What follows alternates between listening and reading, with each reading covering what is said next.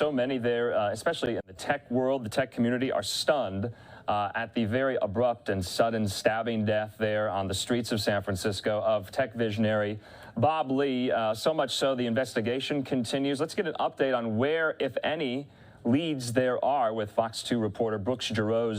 He's in the field now. Brooks, good to see you yet again. You're on this story for the second day straight. Do law enforcement officials have any leads, any tips?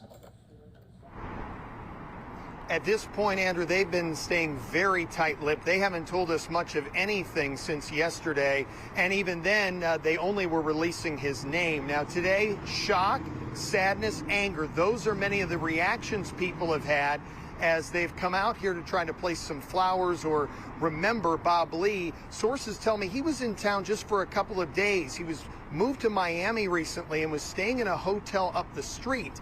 But in terms of what led up to this deadly stabbing, we still don't have many details.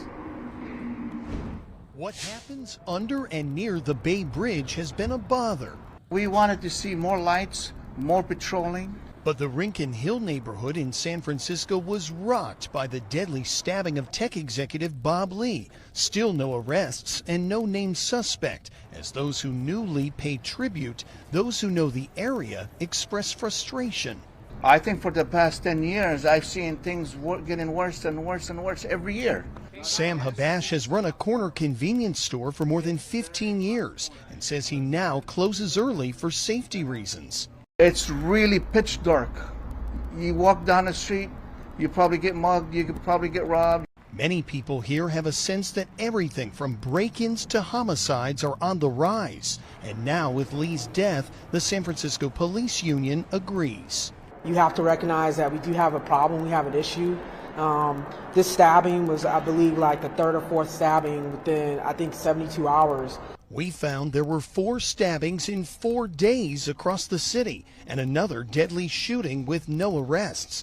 Police Chief Bill Scott saying there is no place for this kind of violent crime against anyone in our city. I want to assure everyone that our investigators are working tirelessly to make an arrest and bring justice to Mr. Lee and his loved ones, just as we try to do on every homicide that occurs in our city.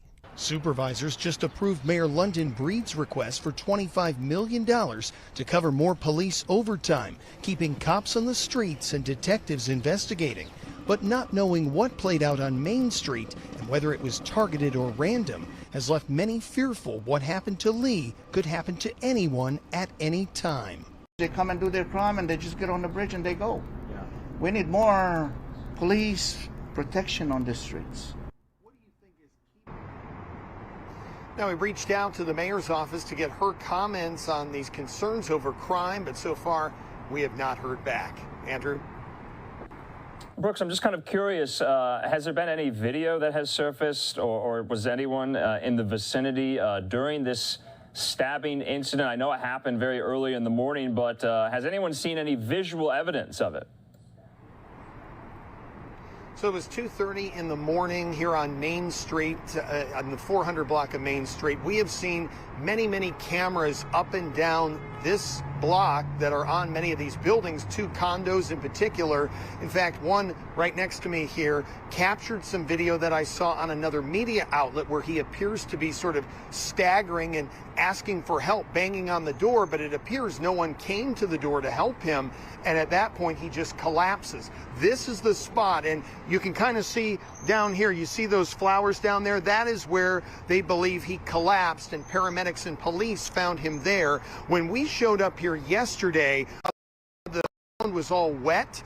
They had just basically sprayed off all of the blood that was on the pavement here. Very sad.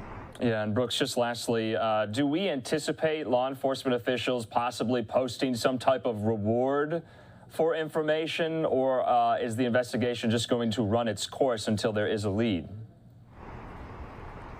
A couple of things there. First, we have heard that the police have been asking for anyone that may know Bob Lee, that has information about where he may have been that night, as well as anyone with any kind of surveillance video or knowledge to share that with them. We actually have a reporter across town because the police chief is having a town hall meeting about something completely different tonight, and we're going to try to ask him some questions. But they've really been tight-lipped about this because they say this is an active investigation. They have some leads, but they don't want to disclose. Do they have a suspect? What evidence do they have? They're not ready to put that out there, and they have not publicly released any of that surveillance video that I was talking about earlier. That was simply based on what I saw on other sources, but that is not confirmed at this point.